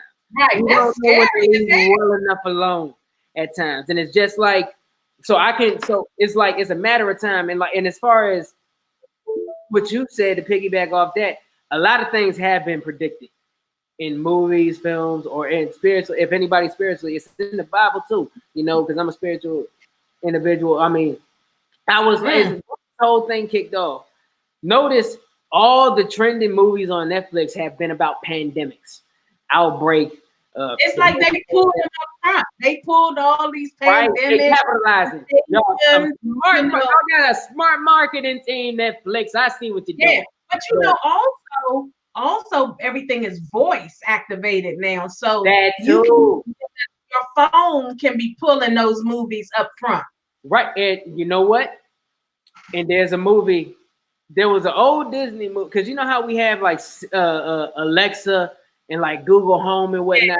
There's a Disney movie that I watched when I was a kid where there was a home that was voice activated just like that can talk to you, and it went haywire and trapped people in the house and was taking over everything. Yeah, so I'm like, yo, Alexa is that woman from the movie. They had a movie recently I was watching. It's an updated version, and I don't know when it came out, but I want to say it was either on Netflix. It had to be on Netflix, so I think that's all I have. But it was this intercom in the house that could talk to you. You could tell them to put the shades down, you know, light the fireplace, you know, all kinds of stuff. And then it was like the house started becoming like this evil thing. And it started like the temperatures and this and that. That's what they move into. That's that's the exact stuff that they move into. Rearrange the house. Rearrange, you know, not Alexa, but Tina. Right. Tina, rearrange the house. Paint the walls. You know, and we're gonna be moving to some Jackson style stuff. Yeah, that's crazy. And the funny thing is, I don't know if my soul will, but you know, hopefully around. I mean, you probably will be a new person. You don't know where we go. You don't know. I feel like the soul, this is a feeling, because I feel like spirits are always talking to me anyway. Yeah. You know, I have that. Yeah. I have those conversations with spirits and things. And I'm right there with you, because I feel like I'm a more spiritually enhanced person anyhow. And it's like and it's weird because for the heck of it, when this whole pandemic kicked off, I just said, you know what, let me watch one of the I started watching this series that came out like a couple like 2017 it came out. This you heard of this show called Containment? Containment. No. It's on Netflix. It's about a pandemic that broke out. And Is it contagion or containment? Contagion? Like containment. Oh, I haven't seen that. I have to check that one on out. Netflix. But the thing is, aside from the actual disease or the virus that they have in there having different side effects or having different symptoms than what we have, than what we're dealing with, theirs was on some like other stuff. But aside from that, what they're doing to people, like how they're doing it, is almost identical to what's going on right now. It's almost scary. You know, granted, in the show, they exaggerate a little bit, but it's almost identical. And it's, whoa, I don't know. That stuff is scary. But it's, you know what? Like I said, the spirits, if you have spirits that talk to you, like I get things, it's almost like premonitions. You know, I get these premonitions sometimes. And it'd be like I'll see something in my head.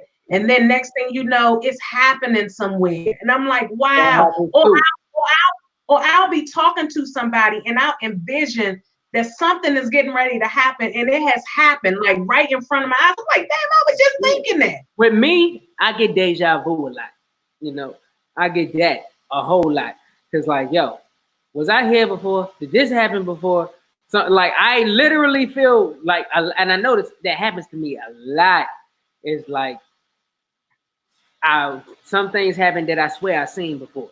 This exact moment, this exact way, this exact time. I seen that. I was right here doing this before. Have no clue when, but I've seen it. Yeah, that stuff is kind of scary, but then you start realizing throughout your life. And I say when you are one with yourself and you are you start realizing a lot of things is happening before your eyes that maybe you never really paid attention to. You never really paid attention to these things, but all of a sudden they just starting to happen. And it's like I said, that's superpower. You even in dreams. Oh, like I was talking about last week, having dreams and having conversations with spirits and all that stuff. Like it's just like these things come to you when you're sleeping and you realize, like, damn, this is something that's bound to happen. Yeah, and for real, a whole lot of times there were spirits that I felt that spirits came to me, warning you not about even something. just not sometimes that, but there was also sometimes spirits came to me just to connect with me, you know, or I felt that a spirit came to me of somebody who passed because I knew, or like matter of fact, I'll say this: like my favorite artist of all time is Michael Jackson, right? I remember you saying that. Yeah. And if any of y'all know if y'all notice when I perform, you may see some influence or whatever. Like he's one of my musical influence, my stage influences, all that good stuff. One of those. I have a combination of those, but yes, now granted, of course, a dream of mine was to see him perform live, let alone to meet him or possibly work with him in any way. But granted, he passed in 2009, and I was like 17 when that happened. I want to say, I don't even remember what year or my age, but I had a dream. It had to have been like current, like within the last few years, like 4 or 5, like 5 years or something like that. Because I had a dream that he video called me, like on my phone. That I had a dream that I was talking to MJ. And it was one of those dreams where everything was like real. It felt like real. And the thing is, I've had plenty of dreams where like if somebody touched me or hit me or whatever, I felt it, like it hurt or some stuff like that. That conversation felt so real. He was talking to me and all that stuff. And like in the dream, I cried in the dream. Like I ain't going front. I'm not gonna lie. Like screw y'all if any of y'all judging. Like if I was to meet MJ in real life, he would probably be the only person who I would probably cry in front of. Like if I met just because I met him. Like I'd have fanned out. There would have been no ifs, ands, or buts butts about it. I would have fanned out. I would have completely fanned out in front of that man. I would have been a 7-year-old kid. Like, bruh, you taught me how to dance, man. Yelling and screaming. Have you ever seen them live? What, MJ? Yeah. On You ever seen TV. him? I haven't seen him in person. What is your favorite artist? No, those tickets was too much, wasn't they? Well, like I never had the opportunity to. The only time, like in my lifetime, he was touring was when he was on the History tour, and I was like, that was when I was like 5, 6, and 7, and 8 years old, and he was in other parts of the world at the time. So he was like touring in other parts of the world at the time. So there was no way I could have seen him at that time. Mike didn't come here much. I don't think Mike stayed overseas anyway. Yeah, I don't think he was really in the US performing. Well, he was, but I must have, like I said, I must have missed him or whatever. It's money. I was too young to even know what was going on. Yeah, and then he was getting his money there. Right, and then the only other times he was doing concerts was when he did the 2 anniversary shows, but both of those were in New York. You know, okay. when he reunited with his brothers and all that. Okay, cool. Then when he was about to do his final tour, like This Is It, and all those were gonna be in like London and all that stuff, like in Europe, you know. So it's like I never got the privilege to see the GOAT. In my eyes, he's the GOAT. That now, granted, that title is subjective. Everybody has untouchable. Yeah. Everybody has somebody who they put at the top of the food chain. MJ is mine. That's mine. Okay, so I never had the pleasure or the privilege of seeing him live at work, but wow, he came to me. Oh, and I'm jealous. My mom has too. My mom seen him, but she seen him back in the Jackson 5 days. Oh, yeah, okay. Oh, he just switched the route. Yeah, she seen him in the older Jackson days, like when Lord. Yeah, so and it's like I haven't had the privilege of seeing him, but he came to me in that dream, so I met him. I did meet him, because that was a real dream. And when I say real, it was real. So I met him, Hey, be proud of it. I always say people can't tell you nothing about you. You know really about you. But we feel we let other people tell us who we are and things about us. We already know those things about ourselves. Sometimes it may be true, sometimes it may be false. Sometimes it may be how you make the person feel. You know what I'm saying? So we already know. We know a lot of things about ourselves. And as far as you meeting and feeling like you have talked to the spirit of Mike, I can't tell you otherwise. Well, like for real. Who am I to tell somebody that?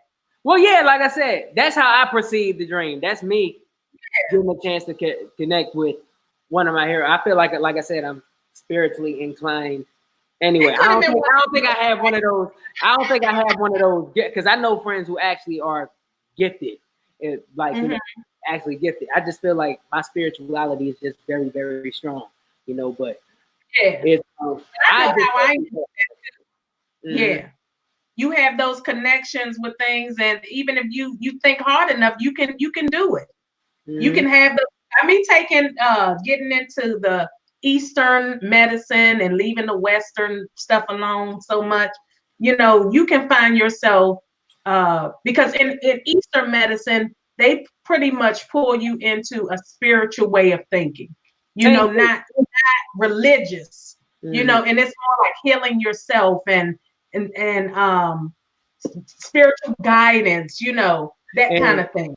And for real, that's what granted, it's a big circle round, but you just left the gate wide open. That's what literally my project is about. Because like I said, when people ask me what my project is, and I tell them, well, for one, it's called Asylum. And I ask them, what do they think about when they hear the word asylum? They think mental asylum, like mental institution, psychopath, straitjackets, padded rooms, such and such. But if you look up the definition of asylum, it is a sanctuary of overt protection and rehabilitation. It's an area of safety, and this project was about me finding that. You know, it starts out. A lot of people we call crazy, a lot of them are not. They just have they some of them give you some real good information. Oh yeah, facts. It's just the conditions that this, you know, that we're in. These people couldn't deal with spiritually, couldn't deal with this life. That's very true. So they take themselves away from it. Exactly. And start becoming homeless. And you know, a lot of depressed people, if you listen to some people that are very depressed and you know they deal with a lot of mental illness, sometimes if you talk to them, you'll find out a whole lot of shit that you can believe if you really pay attention. Because sometimes people don't pay attention, they pay attention just to talk and not listen. But if you listen and you hear people out, sometimes you be like, God damn, that registered. That made me feel some kind of way, you know. And I pay attention to any and everybody. It's not that because you have money, I'm going to pay attention to you. That's not going to make me pay attention to you. If anything, you just giving people sometimes a gift of gab because you have the means to do that. And you know people will pay attention to that. But what about the less fortunate folks? They have something to say as well. For real. They have things to believe in. Well, I'll say this, like, for one, there's a difference between you being educated and you being wise, you know, right? You having common sense. Because I know some smart people who do ignorant things or say the most ignorant things. You know what I mean? And and I've known people who were I've had conversations with people who were either homeless or like very, very, or what society would rate them as being low on it. Because I don't view anybody like that, you know. Right. You feel what I mean? I've had conversations with people who have middle school education, but say something that'll make me look at the world completely different. That said something that I carried with me and changed my whole outlook. That stuff you can't learn in school. That's lifetime. That's life knowledge, right? Guidance. Straight up. So, and there's a vast difference in because wisdom, you don't gain wisdom from just a book or learn or or scholastic resources. Wisdom, you don't gain wisdom that way. You gain wisdom through living. You gain wisdom through experience. You gain wisdom from your common sense, what you gathered from what was placed in front of you. So, and there's experiences will give you wisdom, but it's a lot of folks out here, like we were talking last week, and I said, you know, intellect is not about how you speak, and you know, it's about information that you've been able to regurgitate. You know, when you think about intellect. So people be like, oh, they intelligent. Yeah, this motherfucker did what somebody else told them. You know what I'm saying? And probably verbatim can tell you that because sometimes people study how other people are. And they study, we go back and talk about psychology. They study how to prey on people. Indeed. So when you talk about somebody's intelligent, that's not about being intelligent. It's somebody that can tell you what somebody else told them. It's about feeling, it's about emotion, it's about vibrations, it's about frequency. And that's how we live our lives. We don't live our lives on being intelligent. Hey, because a smart person, because you can place a well-educated person can be smart when it comes to the scholastics, the reading, writing, arithmetic, and all that. But if you place them in the middle of the street in the real world, they be a lost puppy. Okay. Lost. Different. Now find your way. Yeah. Now find your way. And they'll be can you reaching out. Help. Can you talk to these people? Can you talk to these people in this urban community? I don't even like to say urban, but in this community, and make them feel like they're a part of you. Can you do that? Right. Yeah. There's a difference there. You know, there's for one. You like this is what I say. It's like that old saying: you can lead a horse to water, but you can't make it drink. Yeah. You know what I mean? Drink it. You in school, you gaining all that knowledge, which is very important. Stay in school, kids. But you can. That's you being led to the water. When you out of school, when you out in the world, you got to drink. Otherwise, you're gonna die of dehydration. Drink. Yeah. So. And that's saying some of these cliches. I'd be like, no, I don't get that.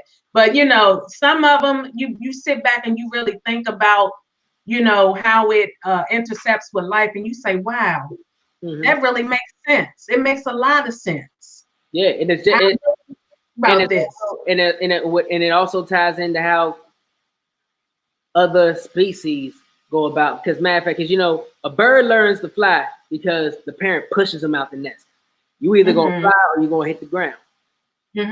Better start and the parent probably don't even tell them. Push them out. So I can't make you flap. I can't make you fly. You gotta want to live. You gotta want to live. So you gonna fly or you gonna hit the ground? Which one? And I've seen a bird on my neighbor's in my neighbor's yard. Must have fell out the tree one time, or they got pushed out, and you just kept hearing all these birds. Right. I said, oh no, maybe it fell out because they sound like they looking for the bird. Yeah, you know, it was like, and I love animals. I love just looking at how they react to things. You know how they're a person too. Like, I get it. I'm a nature person too. I'm an upset. Like that stuff. Like them damn monkeys a mess, boy. Yeah. I was looking outside and I saw these two squirrels just fighting. They were scrapping over something. Like they was knocking each other out the tree. They go up there and all you hear was leaves scuffling. Then they both fall out. Then they both, one run up and the other one chase them. Then they fall down again. Like, what are they fighting over up there? Like birds be right behind each other. They be going at I be paying attention to all of that. I be like, look at these, they just like us. They just like us. Straight freaking fighting. Let me get that. Did you ever seen the birds fighting over the food, the lions fighting over the food? I mean, gorillas, you said monkeys, like the gorillas be fighting over everything. I watch that. Like, no, I'm the king. And I be sharing monkeys like crazy on my Facebook stories. I be looking at the demeanor of them, and I'm just like, damn, they are so animals on your story. And I'm glad you do, because that one about the monkey had me laughing. What one? I just know it was a few of them that had me dying. Like, all right, yeah. And then the fact that people be hitting me up, they be hitting me on Messenger talking about, man, I love these. They be commenting on them. And then some comedians I follow take those same videos and do voiceovers with them and stuff. Man, that shit. I remember one I shared on Facebook where it looked like it was the mother and it must have been the father, and I don't know if it was another monkey that they had in the quarters with them. But the monkey, one of the monkeys was coming and was playing with the little baby, right? Like messing with him, whatever. And you could see one, and then the mother was just sitting there, like she was sitting on the thing, like just chilling or whatever. And then next thing you know, you saw the baby being pulled by the leg by the other monkey that was in there. And then the other one went over there and kind of tried to grab the baby, but he couldn't get him long enough. And then he pulled him away. And then the other monkey ran out. And then the mother took off and ran behind him. I was like, oh shit, I said they about to tear this damn monkey up. But it's a trip though. These monkeys are a trip. But yeah. I love going to the zoo. When my daughter and I, we went to Texas, the first thing I was like, we're gonna go to the zoo. So we saw them, and they always picking through each other's hair. I think they be looking for gnats or bugs or something. Well, that's how they bathe each other. That's how they bathe. Oh, really? That's technically bathing for them. They just pick through each other, you know.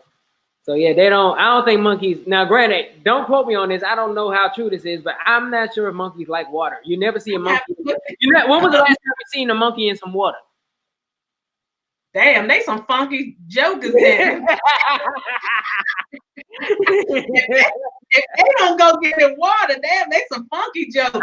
I haven't seen that before, but I heard, but like the way I was taught, I heard that's them doing that is how they do, you know. But I mean, when we went to the zoo, it was two monkeys standing up on the thing, and they was looking. One was looking through the other one's head, like picking stuff out. And then when I was looking online, it was one. They was sitting. They looked like the babies was surrounding them, and they was picking through the head. I'm like, what is going on? I'm gonna say this, Keita. When was the last time you had a 2-hour show? Huh? When was the last time you had a 2-hour show? I don't know. I guess when I used to get on Periscope just with my phone, probably. That's way back in the day. Because I used to be on there for hours too. I used to be on there for hours. Yeah. Hey, well, man, my phone I couldn't do that no more. My phone used to get toe up. I had to stop doing that, being on the phone. When I got done with a broadcast, I had to put my phone down. I can't even hold it. It's burning hot because it's burning my battery down. It's too hot. We found other ways of doing it. And look, I found other ways of doing it and making a business out of it. So I'm good. That's how we do it. That's why I say Periscope birthed a lot of things for people. Yeah. You know, it birthed personalities. People develop themselves. It was literally a window for a lot of people, you know. Yeah. So that's the great thing about it that came out of it, man. I will say, but I will say this once again. I want to thank Existing Nature and Keita J and the Keita J Reveal Show for having your boy on. And trust and believe, I have so much fun up here rocking with my homegirl. I will definitely be back. What's your handle? You can follow me at The Real K Quick. That's The Real KQUICK. That's on Instagram and Twitter.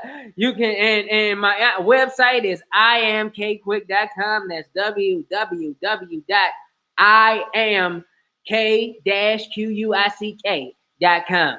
And be on the lookout. Next week, I will be releasing a promo code for like 20% off all merch, including, you know, everything in the merch store. That's including the physical copies of the CD. If you want yours autographed, just hit me up. I got you all day. Much love to everybody. I love you all. Thank you. Keep supporting the album on all major platforms, everything.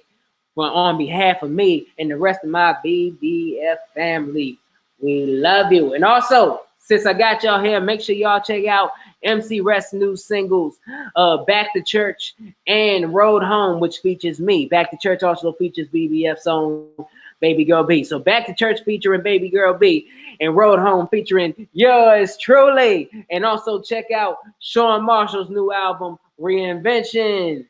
And also check out Lord Lou's EP.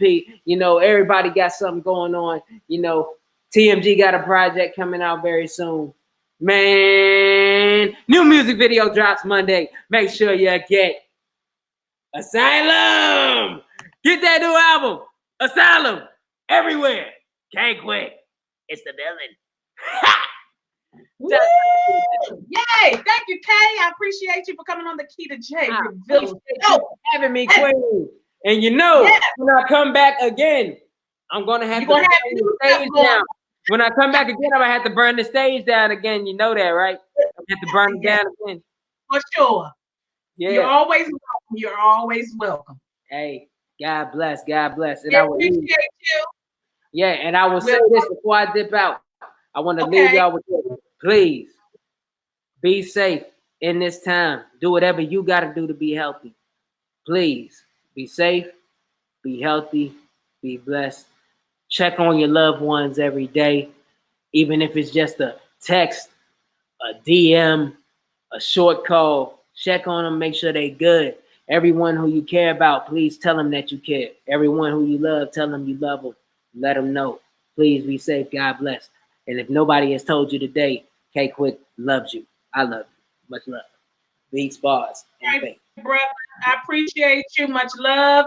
And make sure you guys support the album Asylum and keep doing your thing. independent Always artist. keep doing yours. I will. You know I will. Look, Hey, you know I will. read it. Much love. You know I will. Hey, you said, oh no. Much. And I'm gonna holler at you. All right. Enjoy. Peace. Peace, love, and soul. All right. He got the symbol going on, y'all. So look, okay, so that's the Key to J Reveal show. I'm turning blue, y'all. I got powers. My powers are showing. My guy, K Quick. So make sure you guys, woo, wait, we turning blue in here. Turning like the blue people. But anyway, I got one more thing that I want. Make sure you guys support K Quick. Make sure you guys check him out. Make sure you guys check out the underdogs, okay? It's always awesome to check out the underdogs. Not just everybody the hype is all about, but he got some really nice songs on his album. And I always wish the best for everybody. But I got one more thing that I want to talk about today. One more thing. See, let me tell y'all. I know y'all been watching Insecure. So I don't watch Insecure from the first season. Okay. I saw Insecure the first season, right? And this is what, the fourth season right now? So we on the fourth season of Insecure. And I was like, what is going on? I'm a little confused of the show now. Like, where is it going? Where's the storyline going? So and you got I'm not gonna talk bad about, because I always say I don't have nothing bad to say about what people know, but let's just talk about it. Let's just talk a little bit, because some people probably haven't even seen it. So I don't want to get too much in depth about the actual show, but I do want to show this video, and I'm trying to figure out where are they going with this show. Where it kind of, remember Sex in the City when they were in New York and you got all the Caucasian women, you know, and don't get me wrong, I don't have nothing against Caucasian women. Everybody doing their thing, whatever, just do your thing. But I used to watch Sex in the City, and I don't even think Sex in the City used to look like this. I just think the show is starting to become it's out there, and I'm talking about Insecure. It's a little out there. It's a little bit too much for my taste right now. I'm just gonna show this little clip right here, right, from the show, and I want to see the reaction of some folks. Now, if you're on audio, which is you're on our channels, our audio channels, you can't see it, but you can go look at it, because they done uploaded the whole first episode of the fourth season on YouTube. And then, you know, you're going to have to pay for the rest of them on HBO if you don't have HBO already. But you can get the HBO app and check it out. You already got it. You know, just watch this little clip of the episode. Just watch the whole episode and see what you feel. If you feel the same as I do. But I'm going to share with you. Right? This, I want you to see this. I want y'all to see. Let me give y'all a close-up view of video. Just tell me what y'all think. Never saw me, nah. This nigga brought me Gucci and Prada,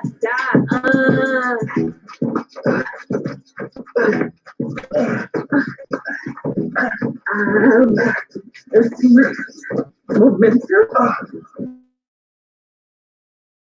My bad. Yeah. Let's switch it up. Okay.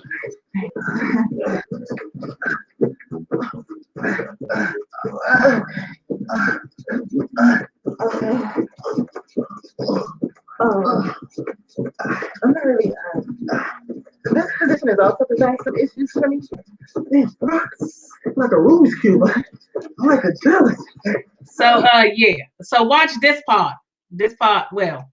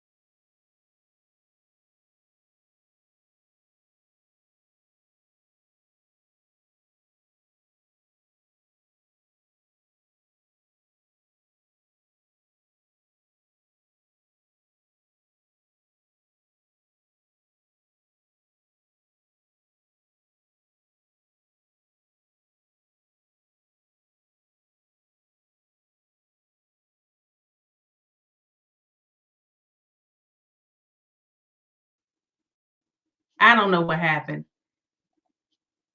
The show done froze. I don't know what happened. But anyway, y'all saw the video. Y'all saw the video. So anyway, all I'm going to say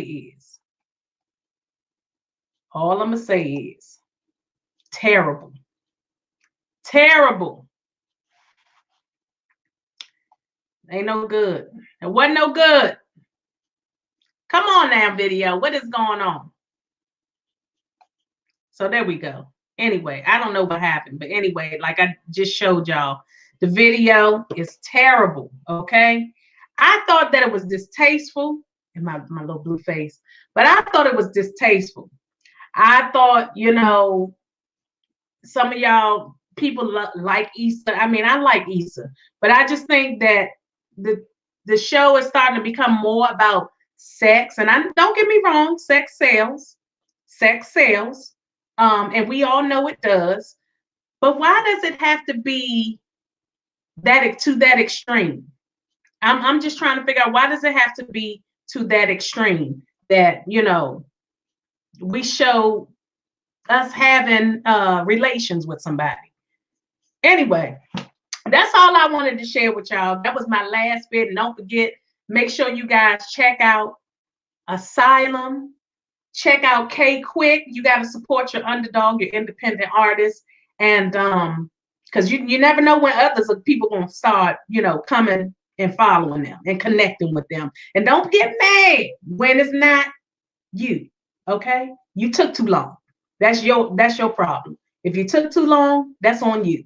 So when people don't recognize you because you wasn't supporting them in the beginning, and then all of a sudden you want to start supporting, you know, because you see everybody else and their mama coming, that's on you. So check out my guy K-Quick. And this is the Keita J. Reveal Show. We are at the end, baby. And we love y'all. Thank you for supporting me. I appreciate it.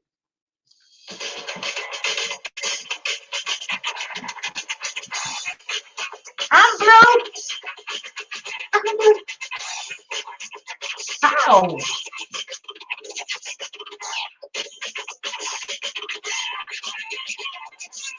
Hey.